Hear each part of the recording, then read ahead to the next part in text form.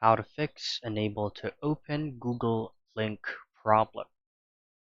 Now, of course, the very first thing that you want to do is make sure that the link that you're trying to pull up or to access is valid.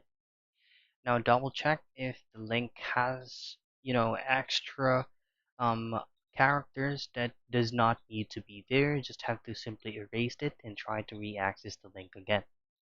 Now, the other option that you can do is open up your Google application for your browser and head straight to the three dots to the top right portion. Head straight to settings.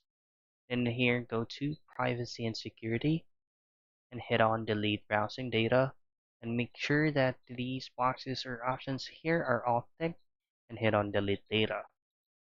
Now before clicking on delete data, ensure that all of the login credentials that you have from this browser is already been memorized or take down notes.